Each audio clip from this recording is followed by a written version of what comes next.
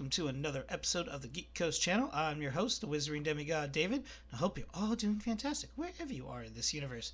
So yeah, guys, welcome to another episode of Season 2, Episode 2, my podcast. Yes, it's my podcast, and I'm having fun. Hope you're having fun, and if you're not, you will have fun. Yeah, I hope you guys are enjoying the content I'm putting out in this land we call the internet, and I'm having fun doing it, so I like to keep this train going, so let's get this gravy train rolling. So this will be a series review episode. It is a spoiler warning, and it's been out for a while, so you should not be shocked if you are getting, oh my god, I'm surprised why you're doing this again. Yeah, I know Andor was one day ago when I did that episode, but, I had to do it just to get my thoughts out there before I lose them from, a long night of eating food and drinking alcohol. So, but yeah, so this is a anime on Netflix called Cyberpunk Edgerunners, and it's based off the Cyberpunk universe, primarily on the video game, Cyberpunk 2027.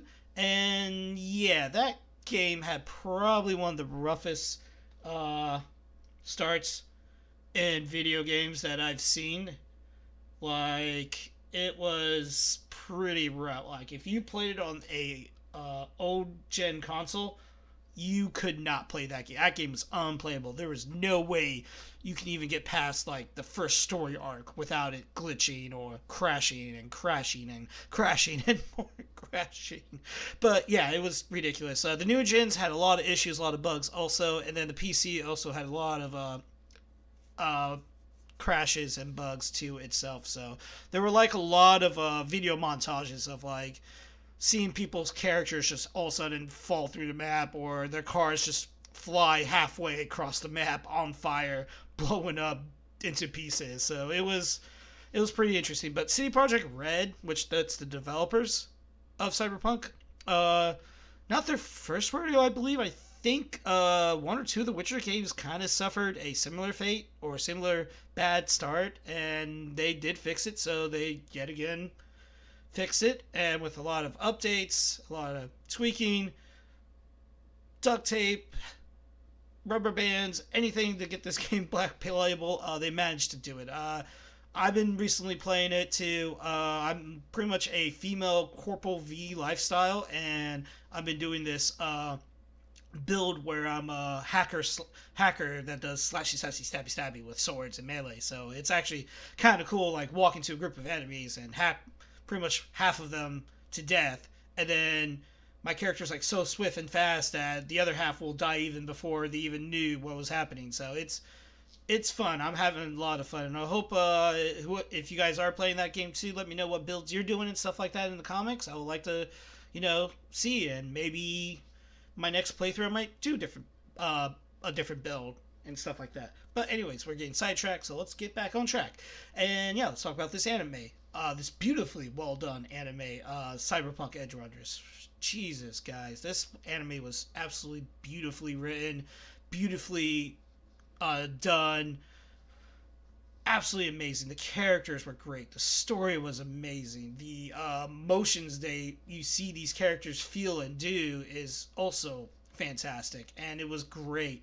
The world itself is also pretty deep, which I did not even notice that. I watched some like lore videos of the Cyberpunk world, and yeah, it's not a pretty world. It's not a fun world. There's a lot of tragic stuff that happens there. So it's definitely a rough one, but it's a very interesting one. But yeah, the main character you follow this series, which is a young teenage boy, which his name is David. So, yeah, guys, I'm actually in an anime finally. Woohoo! Yeah! The world I'm in is not great. I probably will die. Well, I think I did die. But, yeah, and also, I did get a girl, so it's not that bad. Right? But, yeah, no, it's, yeah. Main character is David, and you pretty much follow his path and his journey to eventually lead him to where he goes, to where if you want to be a legend in Night City, you gotta die epically and amazing, and that's exactly what happened. Especially the fight he was in too was a really awesome and cool fight. Definitely a lot of ups and downs and a little bit a couple twists and turns there too, but it was really good. But yeah, let's let's talk about Cyberpunk. And yeah, like I said, the David's amazing character, very flawed character, definitely flawed, but he also has a very good heart and stuff like that. Especially the girl he gets later on, which her name is Lucy, and yeah, she's hot. Uh, but yeah, Lucy was also a interesting character with definitely uh, what's the word I'm looking for? A big secret history, I think would be the correct terms. But yeah, her character is pretty cool. And also later on, he joins, a crew of people known as Edgerunners, which that's the name of the series. And each of them had their own character design, their own unique personalities and stuff like that. And also, each one of them had their own basically different builds. So that was actually kind of cool, and kind of helped, after seeing this series, helped me understand how to do these builds now with my character V. So the story is set before the main events of the video game, and you pretty much, like I said, you follow his journey, the people he meets, and the friendships he forged. And fortunately, a lot of people die, some of them pretty horribly too. But yeah, no, it's really cool.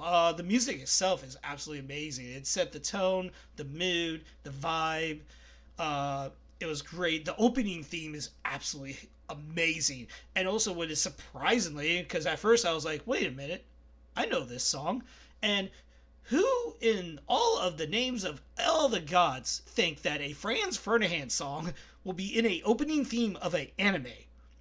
I did not think that would ever happen in 100 million years. That's ridiculous. That is cool, and it was awesome. And the video itself, or the theme itself, is actually beautifully well done too. And also, in a way, it does foreshadow what's going to happen to David in the story. So it's really cool. Like, I didn't really realize it up until it was getting close to the end. So it was really cool. Another thing they did also awesomely is how they presented and showed the hacking. There was this one chick, well, there's two of them, Lucy, and another one named Kiwi. Kiwi had like a mask instead of like a normal mouth or a face or whatever.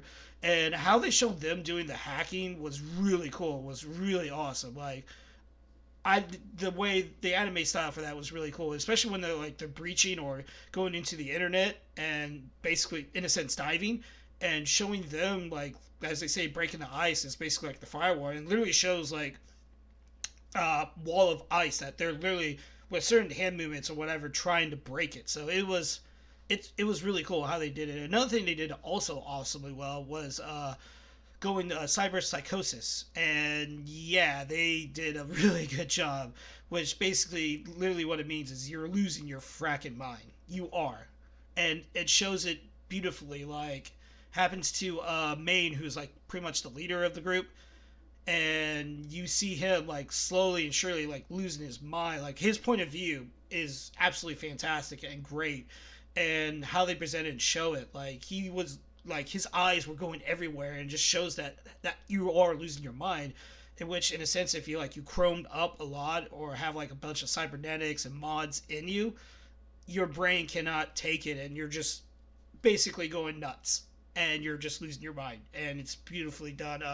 They showed it with David too later on, when he gets like a gigantic upgrading cybernetics and mods, and just him just losing his mind is absolutely ridiculous. It was pretty much the very last episode where you see like his point of view of like flashbacks of like the people he lost, his mom he lost too, and when you see him in the real world, you just see him like going crazy and going nuts, and it's ridiculous. Like, and also in that same episode, like, you see him like literally his face starts going everywhere, like going crazy, and you literally see Lucy that he saved literally physically with her hands trying to put all his faces back to himself and trying to get him out of cyber psychosis. So it was really cool, really awesome. Also, another thing too, which is with David also, is how they showed it's the Sendavers, something like that.